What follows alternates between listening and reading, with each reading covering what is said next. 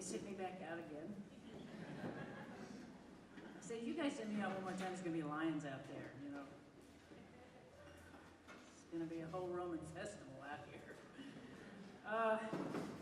So, as if that wasn't depressing enough, the next piece, I'm going to go even deeper. It's going to be like Finding Nemo. Don't go out there. Oh.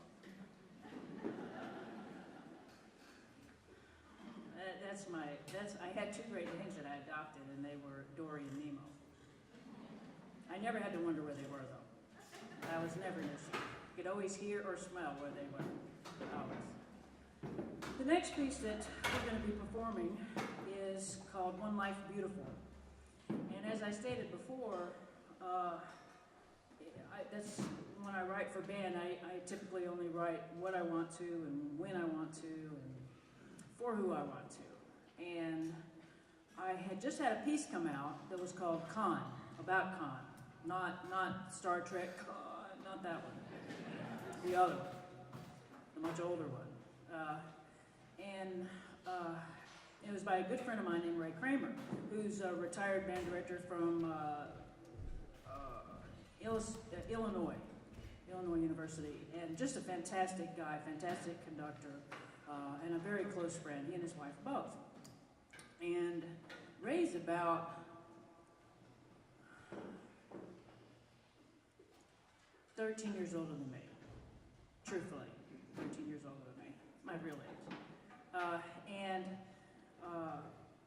I was talking to him on the phone, and they were getting ready to premiere Khan the next day in Tokyo, which was, I was very upset with him because I didn't want it to premiere over there because I'm not Asian.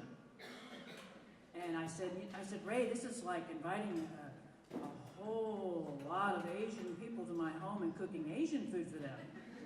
I said, I don't think this is a good idea. You want me to cook some fried chicken, we're good. And he said, no, don't worry about it, it's going to be fine. So we joked about it. And he's premiered like 7 or 8 of my pieces over the decades. And we never have conversations about anything. He just does it. He knows what to do. He's just a great musician, and he knows my music, so it always works out well. So he just called to ask me one question about something about the gong, I think, and that was it. And he hung up. And the next morning, their time, which is kind of evening our time, he calls me, and I thought, oh, gee. I almost didn't pick it up because I thought he was going to ask me another question. I didn't want to answer it. So I picked it up, and silence on the other end for a very long time. He said, Julie, he said, my daughter Heather has been killed. She was riding her bicycle and was struck by a drunk driver. And I thought he was calling me to tell me he wasn't going to do the piece. I said, Ray, I said, Jesus. I said, don't worry about it. I said, please, just come back to the States. Don't worry about it. And he said, oh, no. He said, I'm going to do the concert. It's just in a few hours. He said, I just wanted you to know.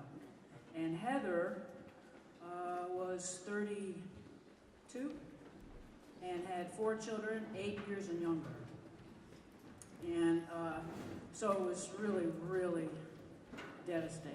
And I told Ray, I said, if there's anything I can do for you, let me know. And of course, because I'm a composer, I've told other friends this exact same thing. I'd be glad to write a piece for you. If you want me to, just let me know. And he said, okay, I will. He hung up. And about 2 weeks later, he called me and said, we would like you to write this piece for Heather. And I said, okay, good. And I thought about it for a while, about what I was going to write. And, it's hard to know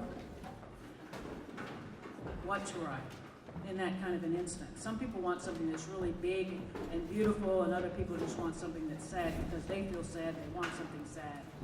And I knew Ray, I knew Heather, and I knew the whole family, I knew the children, so I kind of had an idea of what they would want. And at the time, I lived out in the middle of nowhere. So when we had bad weather and the gerbil falls off the wheel, our power goes off. And so that night it was really storming really, really, really hard, even for where I lived. And so the power went out. And I've been writing on the computer for years. And although I I did obviously start out on paper and wrote, and still write films on paper, but I thought, I could hear it. I could hear the song and I knew what it was, and I can't remember where I parked my car. So I thought I better go to the piano and just play this over and over and over till the power comes back out and then I'll write it down, which is what I did. So when I went out to write, I sat on the bench. And because I'm a piano player, and because I have a lot of friends that like to sing, whether they can or not, come to the house and sing. And I accompany them on everything imaginable, from opera to show tunes to you name it. And sometimes I'll bust out the accordion, but spirits have to be involved with that. And I'm not talking about ghosts either. So I go and I sit at the piano. And at this time, again, with the dogs, I always have dogs. I had 3 dogs, 3 little dogs. And so my bench is huge because when people come over, it's fun for everybody to sit at the bench. And a normal piano bench, like 2 people or me and half a person. So I get this bench, and I have this bench that is as wide as this grand piano. So it's 4 people can sit there easily. So I sit in the middle, and I got 1 dog here and 2 dogs there. And I start writing this piece. And so I'm writing this piece and writing this piece. Da, da, da, da, and I know that's the tune. And normally the dogs will go to sleep instantly, or hop off the bench, go onto the piano, and go to sleep. They're always right around there, and gluttons for punishment. And they didn't move, they didn't lay down, they didn't jump off the seat. They sat there. They sat there and watched me write that piece. For 3.5 hours, they sat there. Now you know why I'm on husband 9, right? So.